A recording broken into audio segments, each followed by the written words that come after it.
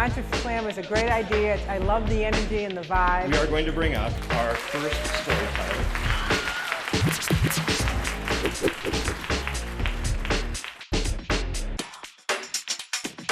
Oh, for sure. And now I would like to bring up our next storyteller from Point B Living. Please welcome Christopher John. Come on up and tell us a story.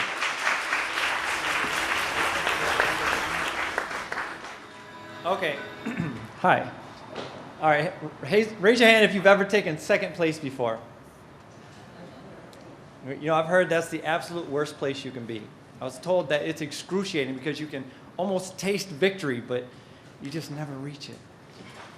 Maybe you can relate to that. I couldn't. For the first 30 years of my life, I spent my time living in second place, and I was totally content. I'll give you a rundown. In high school, I had to be average. I was the second best runner on my track team. I was the second best runner on my cross-country team. I went to band camp. I sat second chair. In college, I again had to be average, 3.2 to be exact. And when I got hired in as a teacher, I was considered good but not great. That was me, second place in everything. But see, people like me, we didn't call it second place. Some people called it better than average. I called it good enough. And there were some benefits to having a good enough life. I mean, I was a teacher. I was good enough to be successful. I was good enough to stay out of trouble. I was good enough to survive. I was good enough to be happy. Except I wasn't happy. You see, my students were failing. In the inner city, that's the reality. There are too many social challenges, too many environmental challenges, and I didn't know what to do with it. And it seemed like my good enough just wasn't good enough to make the difference. You know, after a while, it got to the point where I couldn't take it anymore. And, you know, I'm not alone. You hear about the high dropout rate in schools, but did you know that the highest dropout rate in American schools is actually teachers? Almost 50% of all teachers quit in the first 5 years. And I get why. Because you learn to care so much about those kids. And when they're failing over and over again, year after year, you just feel so frustrated and so helpless. Well, that's where I was. And then one day I had to look myself in the mirror and say that good enough wasn't good enough anymore. And at that moment, something sort of woke up inside of me. You see, it wasn't about me that I was even thinking. I knew I was second place guy, right? But I could see my students' greatness. I heard their hopes and dreams.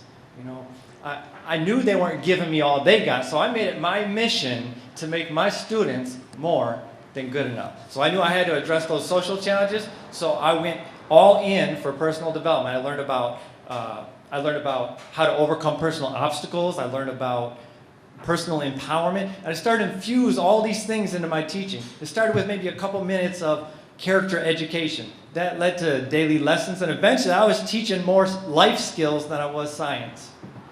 But it was working. My students were finally starting to succeed. They were finally starting to achieve.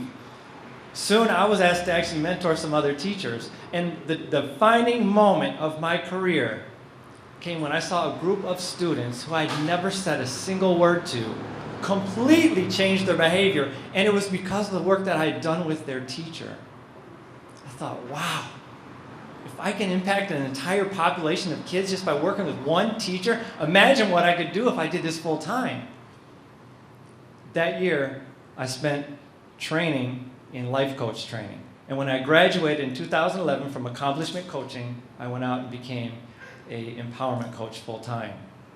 Now, picture a guy who was nothing but a teacher for his entire adult life, stepping way out into the business world. Not exactly a formula for success.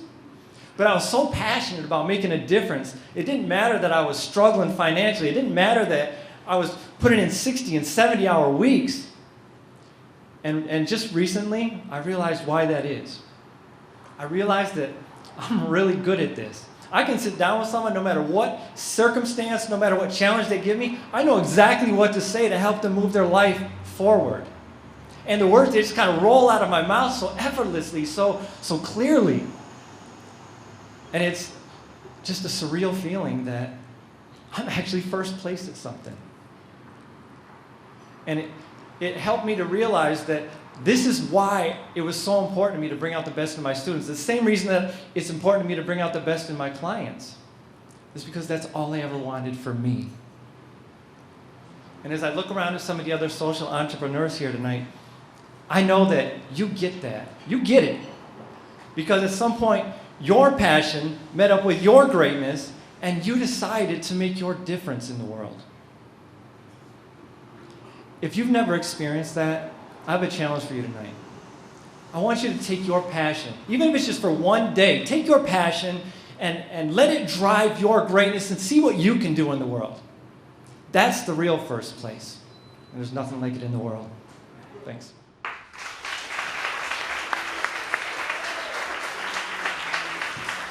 Thank you very much, Christopher John of Point B Living.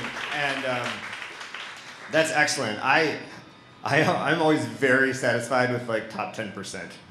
That's what second place is very specific. And I like to be a little more broad. I'm going to start down at the other end now to Judge Christopher with Angela. So, Christopher, thank you very much for your story.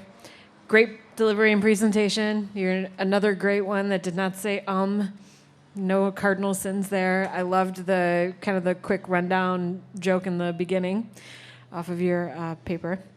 You stuck to the 5 minutes. You were almost exactly on the 5-minute dot. Your purpose, I was not quite sure of what the purpose of the overall talk was until the very end. So I thought we were going to stick on this track of empowerment and with the kids, and then in the end you kind of came in with a left curve that the real purpose of the talk was take your passion and let it drive you. That for me was like, oh, that's the exclamation point. I didn't expect that. So pretty good on purpose. I just was not quite sure until we got to the very end. Thanks. Great job. I got your purpose. Your delivery and presentation was excellent. And about that, one of the things you did, which was wonderful, was you incorporated a lot of pauses. You had variety in your pacing, so it brought people in. So we were focused on you, and that's a really good thing. I like the detail about the teachers being the highest dropout rate in the schools. That puts it in perspective, and it shows the struggle that people go through in jobs and lives, and that's something everybody can be involved with us. And so, great job. Really liked it. Thank you. Chris, I'm a former teacher myself, so quit in the first few years after teaching, so definitely resonated to that point exactly. Actually taught science and math just like you, so definitely lots of connections. Understood the whole thing. Got a very good purpose. Love the timing of everything.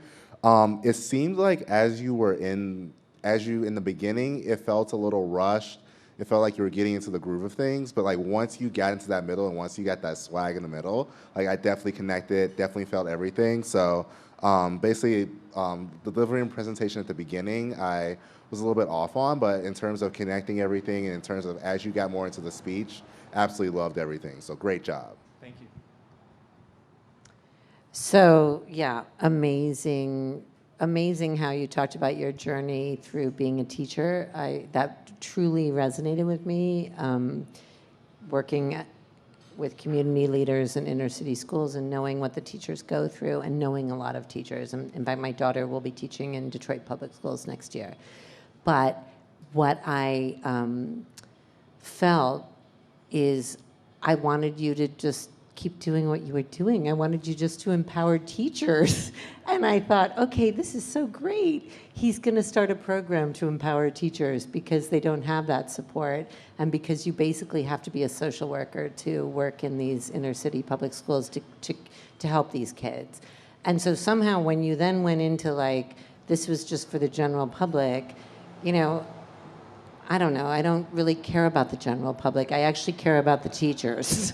And I just wanted that to be what you were doing. So, I don't know, just do it for the teachers. I think you'd have a great career. And you obviously care a lot about that. And I also don't know, you never explained your title, Point B Living. So I just wondered what your title was about. But. Yep, so my idea, actually this came when I started working with the kids. And the idea is they have all these hopes and dreams and things they want, and then they're looking at their circumstances right now. And so I told him, well, you know what your point B is. You're at point A. You know what your point B looks like. Live it now. Point B living. So, and just to appease you, I do have a school program that empowers teachers right now. In fact, we're going into So happy to hear that. Osborne High School in Detroit this year. Oh, I've been to that high school. Fantastic.